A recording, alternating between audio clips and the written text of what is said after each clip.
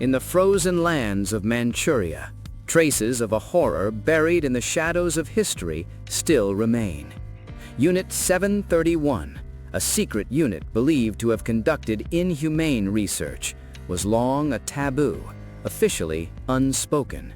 Yet its cruel deeds can never be erased, standing before us as a truth that must be told. This story pursues that hidden darkness, delving into the core of an unresolved terror. From 1937 to 1945, in the shadow of World War II, a massive and mysterious facility existed in Pingfang District, Harbin, Manchukuo. Officially named the Kwantung Army Epidemic Prevention and Water Purification Department, this facility operated in utmost secrecy under the command of Lieutenant General Shiro Ishii.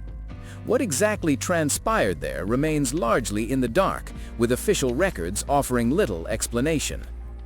Traces of inhumane human experimentation have been discovered at the Pingfang facility ruins.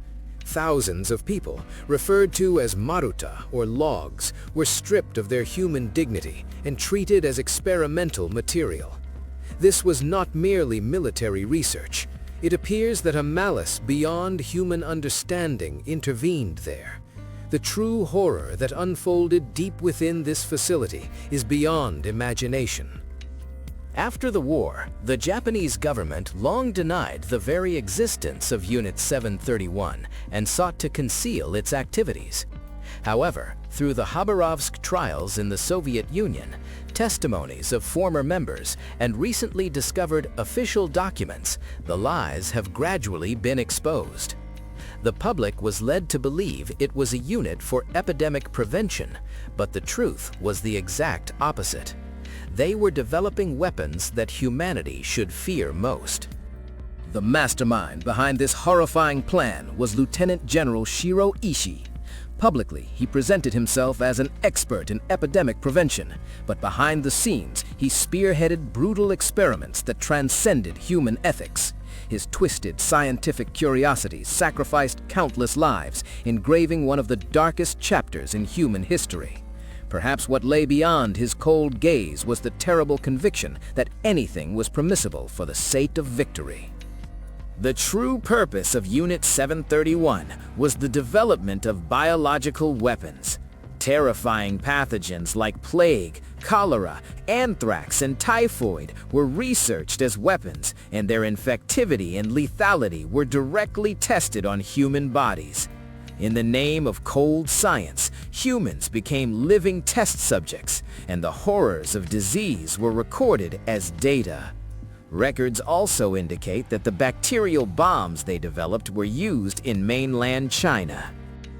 The victims, called Maruta, included not only Chinese prisoners, but also Koreans, Mongolians, Soviet POWs, and even women and children.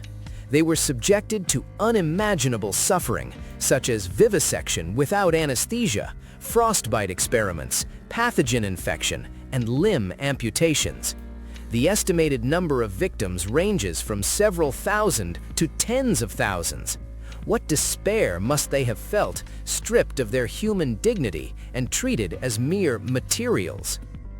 In 1949, at the Khabarovsk trials held in the Soviet Union, members of Unit 731 were tried as war criminals, and their horrifying testimonies were revealed to the world.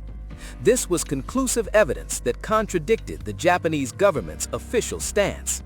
Their testimonies clearly substantiated the existence of the unit and its inhumane human experimentation, prying open the door to the concealed truth. However, this terrible truth never became widely known. The United States granted immunity from war crimes prosecution to Shiro Ishii and other involved parties in exchange for Unit 731's biological warfare data.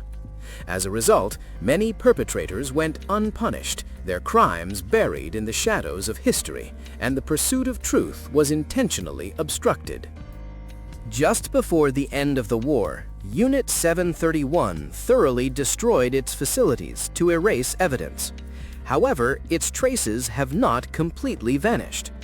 It is a strange coincidence that members of a unit supposedly sealed in the darkness of history later held key positions in Japan's medical and pharmaceutical industries. The negative legacy they left behind may still be casting a deep shadow over our society. The full truth of Unit 731 has not yet been completely uncovered.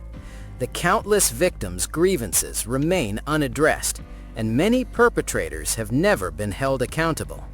Facing this past mistake head-on and engraving it in our memory is the only way to prevent repeating the same atrocities.